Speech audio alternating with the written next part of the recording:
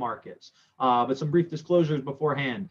First off, all of the information, commentary, and opinions expressed on this or other websites or any social media platforms or in any other media format reflects the personal opinions, viewpoints, and interpretations of the employees providing such comments and are not considered to be a description or offer of advisory service by Harvested Financial. The opinions expressed are for general informational purposes only and not intended to provide specific advice or recommendations for any individual or specific security or in any investment product. It is only intended to provide education about the financial industry, and in no way is any content on this website meant to convey investment advice, performance data, or any specific recommendation to buy or sell securities. Harvested Financial employs multiple methods of analysis and security selection to create client portfolios which are not discussed in their entirety here. All investments carry the risk of loss, and users should not discuss any decisions or should discuss any decisions with their financial advisor. Past performance is not a guarantee of future results.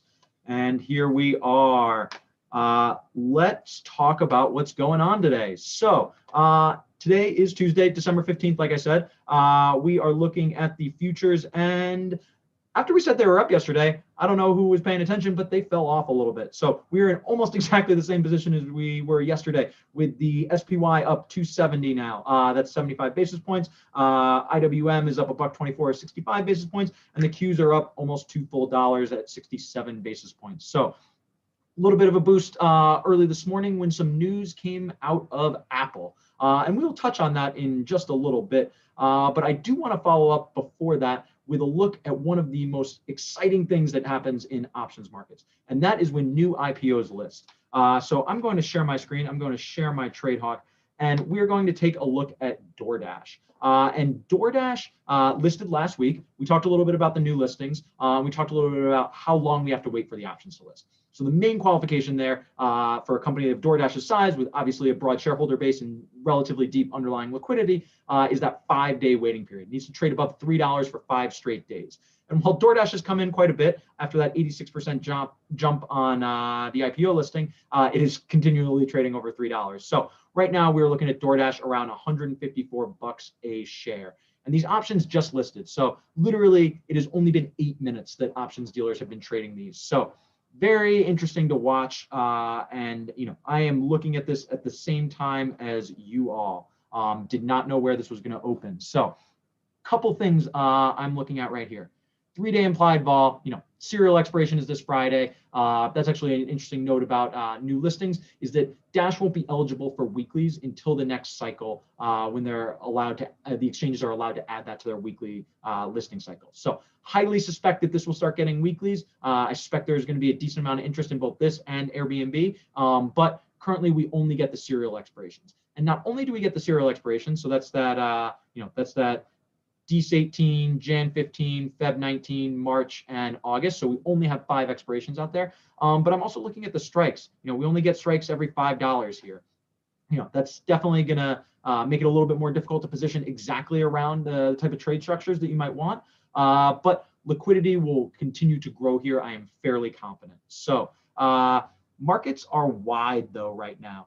So not only do we have sort of, only those 5 different expirations, and we have, some of that listings at only $5 intervals, that's a 4 and 50 wide market. That's a $5 wide market over there. That's a $10 wide market. Trying to figure out where this vol number is.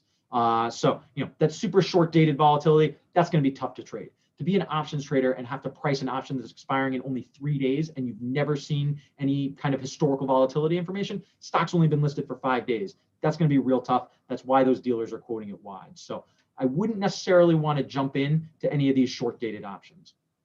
As we start to go out in the curve, we're starting to see a little bit more stable volatility pricing. So we're starting to see, a 70 vol in August, 73 in March, 77 in Feb. So, much more consistent volatility expectations as we go further out.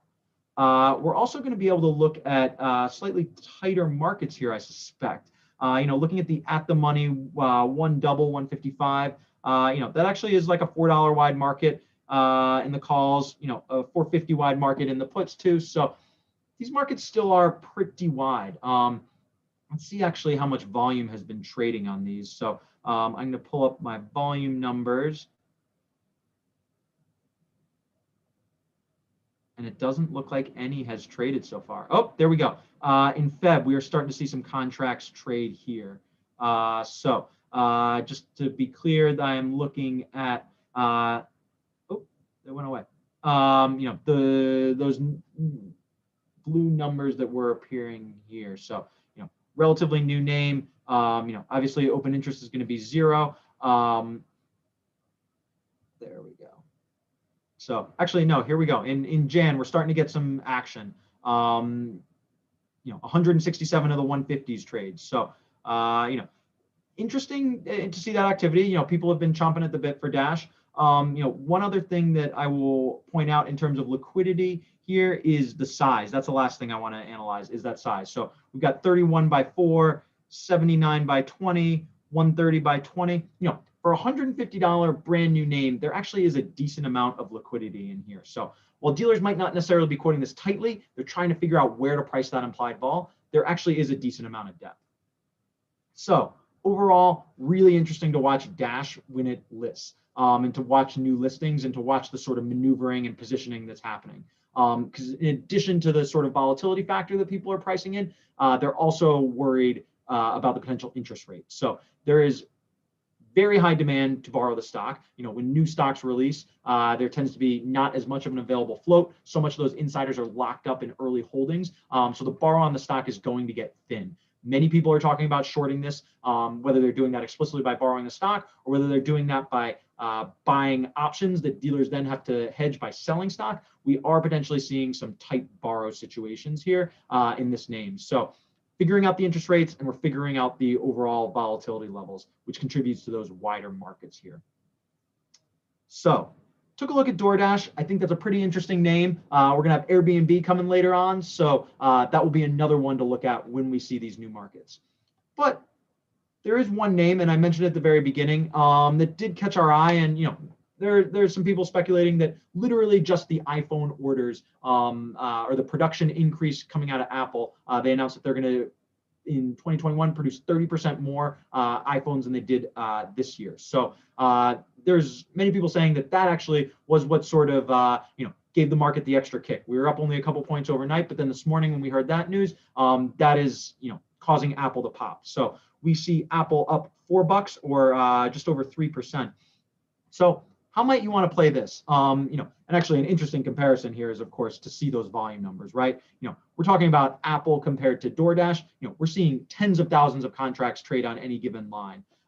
50,000 of the 125 calls have already traded. So a lot of action in Apple compared to what we were seeing over there in DoorDash, just to give some of that relative liquidity some perspective. But one way that I might think about playing this Apple, in the medium term, more people buying iPhones, potentially ramping up production of some of their other high-end devices. If we're seeing some stimulus cash come into people's hands, maybe that's encouraging them to buy some of these high-end devices. I don't know. Maybe that should go to rent. But the way that I might look at this is go a little further out in the curve. So we're looking like 2 months out here. Typically, we've been playing a lot of Jan options, but I want to look to Feb here. And I actually just want to go with a simple call spread. Because I like the way vols come in. On a day like this, as the stock goes up, we are going to see a little bit of vol coming in. I do like getting long this. And while I experimented with some structures that might be selling the volatility, just because of how low we are right now, makes me a little bit more inclined to go long. So I'm going to look at a simple, 125, 135 call spread in Apple, looking out towards February. So if over the next 66 days, we see Apple close over 35. That's obviously going to be our sweet spot. And it's looking like this is costing around $4. So pay $4 right now to potentially earn $10 a share, or if it closes over 135. So, you pay $4 now and you'd earn $6, 10 minus 4. So that would be 150% return on your $4 if this closes above 135. So let's look at Apple, and there's that 600 that you make if it goes over 135, and you're only risking that debit price of that 400. So nice simple call spread to look at here. Going out a little further in the future, Apple doesn't have to go up that much for this to actually pay out. We need a day or two more, some positive news. I think we can expect to see some macro factors that could be a tailwind here also. So interesting action in Apple. Simple call spread might be a great way to play sort of that increased demand that Apple is forecasting here. So Another really interesting day in the markets. Here at Harvested Financial, we look at this every day and we set up trade structures just like this for you.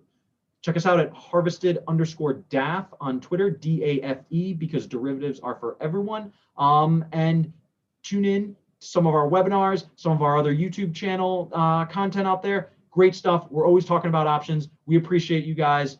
Thanks again for tuning in, and we'll see you tomorrow.